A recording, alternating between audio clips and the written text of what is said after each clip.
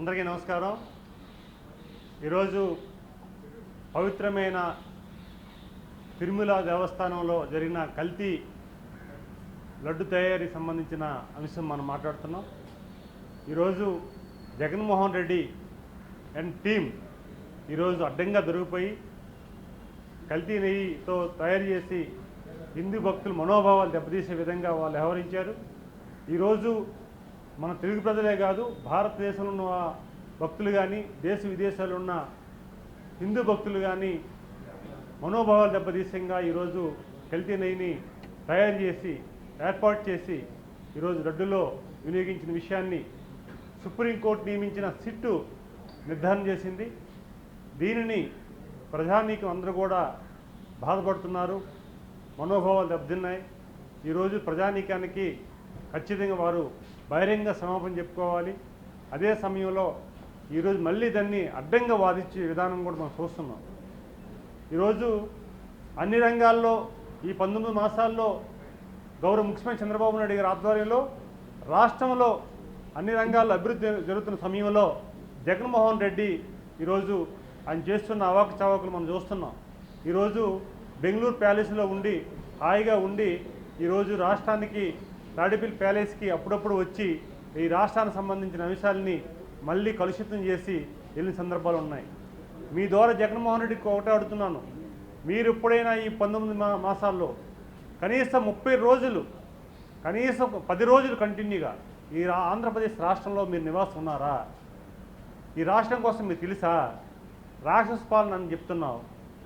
దేన్ని ఏ రాక్షస పాలన? మొన్న మీరు చేసిన 5 సంవత్సరాల రాక్షస పాలనకి ప్రజలు బుద్ధి చెప్పిన విషయాన్ని కూడా మీరు మర్చిపోయారు.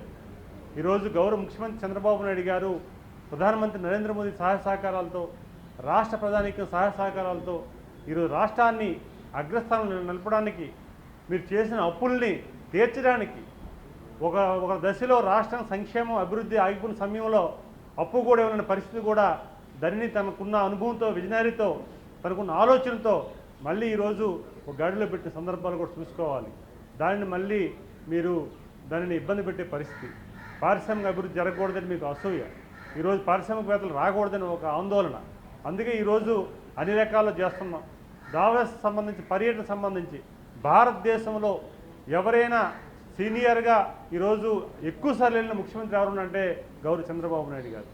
ఎందుకంటే వారు తెలుసు పారిశ్రామిక అభివృద్ధి జరిగితే రాష్ట్రం అభివృద్ధి జరుగుతుందని. ఈరోజు ఉమ్మడి రాష్ట్రంలో ఈరోజు అద్భుతంగా ఆయన చేసిన అభివృద్ధికే ఈరోజు నాంది పలుకుతున్న పరిస్థితి.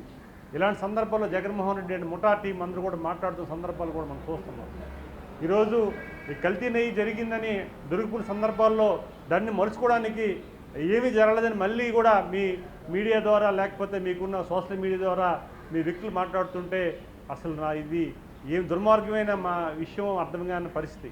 అందుకే ఈరోజు కల్తీ నెయ్యి విషయంలో మీరు చేస్తున్న దీనికి సిట్టు ఆధారాలతో సహా దాదాపు 55 విషయాలకు సంబంధించిన ఆధారాలు కూడా ఇచ్చారు. ఖచ్చితంగా మీరు దొరికిపోయారు. దీనికి హిందూ భక్తులకి మనోభావాలు దెబ్బతీసి ఉంది. వారికి ఏ సమాధానం చెప్పాలో మీరు చెప్పాల్సిన అవసరం ఉంది. అది కూడా కప్పుచ్చుకోవడానికి మళ్ళీ తప్పుదావగా ప్రభుత్వాన్ని, ఎన్డీఏ కూటమి ప్రభుత్వాన్ని తప్పుదావ పెట్టే విధంగా మీరు మాట్లాడుతున్న తీరు కూడా గమనించవలసిన అవసరం ఉందని తెలియజేసుకుంటూ, ఇప్పుడైనా సరే మీరు ఖచ్చితంగా దీనిని క్షమాపణ కోరుకోవాల్సిన అవసరం ఉంది. ఈరోజు గతంలో మీరు 5 సంవత్సరాలని తిరుమలని ఆదాయ వనరుగా మార్చుకొని మీరు కానీ మీ అనుచరులు కానీ ఈరోజు ఆదాయ వనరుగా మార్చి దాన్ని పవిత్రను దెబ్బతీశారు. మళ్ళీ ఈరోజు అక్కడ కూడా మళ్ళీ 18 నెలల్లో కూడా మళ్ళీ తిరుమలలో ఏదో జరుగుతుందని చెప్పేసి మీ మనుషులతోటే కొంతమంది అలసి సృష్టించిన కార్యక్రమాలు కూడా ఈరోజు వెలుగులోకి వచ్చాయి. ఇవన్నీ చూస్తుంటే జగన్మోహన్ రెడ్డి ఖచ్చితంగా ఆత్మపరిశీలన చేసుకోవాలి. జగన్మోహన్ రెడ్డి ఎప్పటికైనా జ్ఞానోదయం తెలుసుకోవాలి. ఖచ్చితంగా దాన్ని మీ క్షమాపణ కోరుకోవాల్సిన అవసరం ఉంది. ఈరోజు రాష్ట్ర ప్రభుత్వం సిద్ధశుద్ధితో దేశ రాజకీయాల్లో కానీ, దేశ అభివృద్ధి విషయంలో కానీ, రాష్ట్ర సంబంధించిన అభివృద్ధి విషయంలో కానీ కీలక పాత్ర పోషిస్తుంది. ఈరోజు రాష్ట్ర ప్రజానీక్యం కానీ, అలాగే